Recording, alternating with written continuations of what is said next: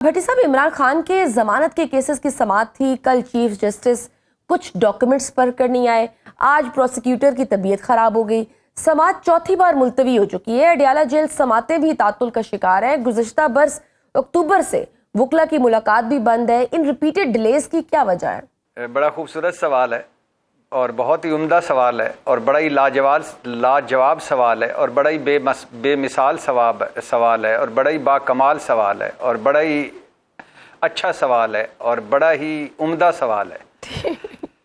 पहली बात तो ये है कि 26वीं आईनी तरमीम के बाद 26वीं आईनी तरमीम क्यों आई थी आपको पता है? इसलिए आई थी कि जस्टिस मंसूर अली शाह को चीफ जस्टिस नहीं बनाना। ये मैं नहीं कह रहा, ये मुस्लिम लीगियों ने हमें ऑन द रिकॉर्ड बताया।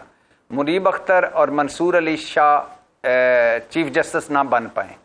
क्यों ना बन पाए कि किसी निजी महफिल में उनसे ये मनसूब बात ट्रेवल की कि वो इलेक्शन का जो है ना पेंडोरा बक्स खोल देंगे। और दूसरी बात कि ये जो इमरान खान के केस आते हैं, सज़ाएं होती हैं और ऊपर दरख्वास्त आती है और धड़ाधड़ लगती जाती है, धड़ाधड़ सज़ाएं उड़ती जा रही हैं, तो कोई पॉलिसी बनाई जाए।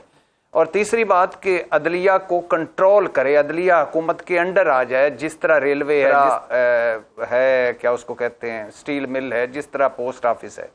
तो 26वीं आईनी तरमीम आ गई तो उसके बाद तो डेफिनेटली एक दिन चीफ जस्टिस साहब पढ़कर नहीं आए थे, दूसरे दिन प्रोसिक्यूटर को फूड पॉइजनिंग हो गई, तीसरे दिन दूर कहीं क्लाउड बरस्ट हो जाएगा, चौथे दिन बारिश हो जाएगी, पांचवें दिन छुट्टी आ जाएगी, छठे दिन वो जो है मौसम इस किस्म का नहीं होगा कि आया जा सके, सातवें दिन अगला केस आ जाएगा। तो ये चलेगा। इमरान खान की दरखास्तें नहीं लग रही, इमरान खान के केस नहीं सुने जा रहे, इमरान खान का टीवी बंद है, इमरान खान को अखबारें नहीं मिल रही और तो ये इमरान खान से मुलाकातें नहीं हो पा रही।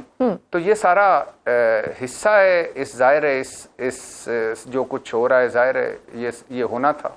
ठीक। बट साहब, इमरान खान को तो एक तरफ माफ़ी मांगने का कहा जा रहा है, फिर दूसरी तरफ हम देख रहे हैं नाअहलियाँ हो रही हैं, गिरफ्तारियाँ हो रही हैं, सजाएं दी जा रही हैं, जबकि एक तरफ वज़ीर-ए-आज़म साहब जो हैं वो मिसाक इस्तेहकाम पाकिस्तान की दावत भी दे रहे हैं, जबकि उनके सियासी मुशीर तो यहाँ तक कह रहे हैं, राना सनाउल्लाह साहब के 40 साल ज़िंदगी का निचोड़ बता रहे हैं कि सबको सर जोड़ कर बैठने की ज़रूरत है अगर वो चाहते हैं कि पाकिस्तान की तरक्की हो।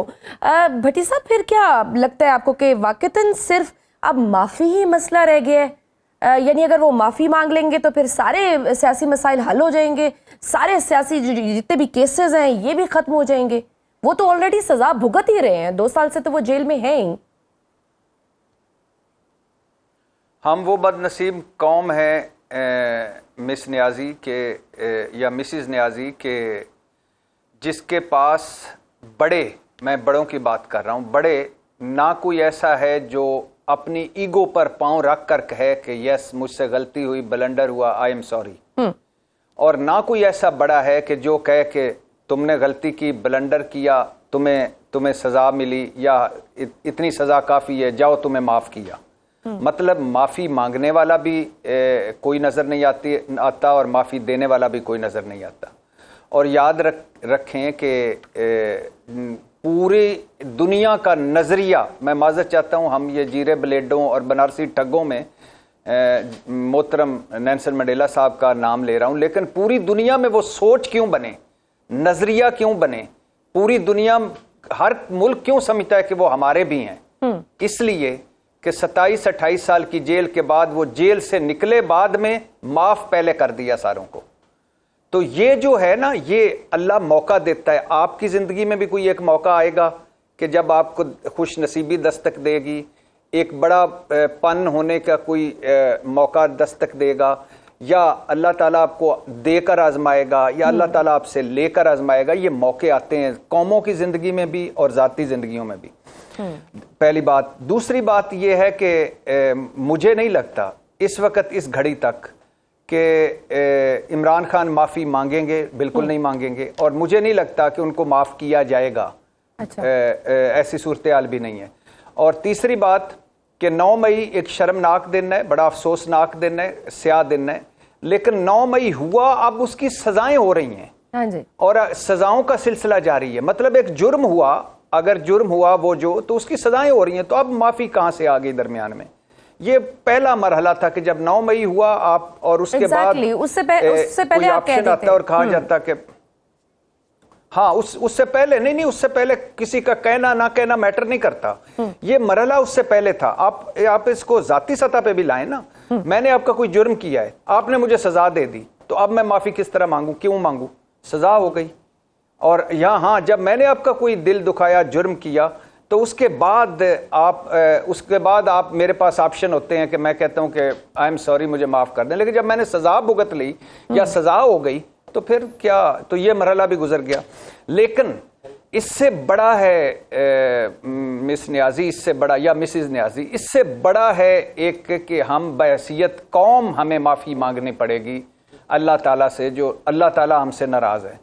बहैसियत सारे सियासतदानों को माफियां मांगनी पड़ेंगी 78 साल की गलतियों की, कि मुल्क तुड़वा कर बैठ गए हम।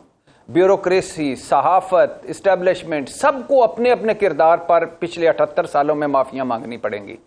और कुछ माफियां आसिफ अली जरदारी साहब को भी मांगनी पड़ेंगी, कुछ माफियां नवाज शरीफ साहब को भी मांगनी पड़ेंगी, कुछ माफियां शहबाज शरीफ साहब को भी मांगनी पड़ेंगी, कुछ माफियां इमरान खान साहब को भी मांगनी पड़ेंगी, कुछ माफियां हमें भी मांगनी पड़ेंगी, और कुछ माफियां उनको भी मांगनी पड़ेंगी जो जापान जाकर भी रिवेंज से नहीं निकले, यानी इंतकाम ठंडा नहीं हुआ। आप एक, और वो इमरान खान का एक चलाते होते थे ना शॉट, कि वो अमेरिका में खड़ा होकर कह रहा है कि मैं एसी उतरवा दूंगा, मैं फलाना कर दूंगा। वो आज तक मिसालें देते हैं।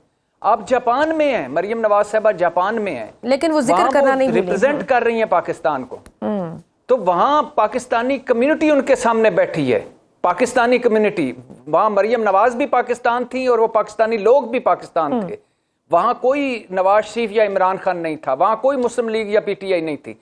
वहां पाकिस्तान की बात होनी चाहिए थी, अपनी तरक्की की बात होनी चाहिए थी, अब एक दूसरे को जोड़ने की बात होनी चाहिए थी। वहां भी अगर रिवेंज है तो आप अंदाजा करें। और रिवेंज दो लोगों में होता है, एक जो बड़ा नहीं होता, छोटा रह जाता है, और दूसरा रिवेंज जिसमें होता है वो कभी वो अपने आप को खाता रहता है। एक वक्त आता है कि यही रिवेंज उसे लेकर डूब जाता है। ये रिवेंज जो होता है, जब तक आप माफ करना नहीं सीखेंगे, जब तक आप भुलाना नहीं सीखेंगे, आगे बढ़ना नहीं सीखेंगे, आप उसी दायरों में सफर करते रहेंगे। तो भट्टी साहब फिर साथ में जिस तरह से जुमला मिसाके इस्तेहकाम पाकिस्तान की भी फिर बात जब वज़ीर आज़म साहब करते हैं, और साथ में राना सनाउल्लाह साहब भी बार बार हुकूमत की जानिब से मुज़ाकरात की भी फिर ऑफर करते हैं, फिर इन सब बातों का क्या मतलब है? ये मतलब इसको फिर संजीदा नहीं लिया जाए? आपकी मेहरबानी कि आपने पहली दफ़ा सवाल में कम अज़ कम ये कहा कि संजीदा नहीं लिया जाए। बिल्कुल ना लिया जाए। 78 सालों में इन्होंने जो हमें हमारा बेड़ा गर्क हो गया, बिल्कुल ना लिया जाए। 35 साल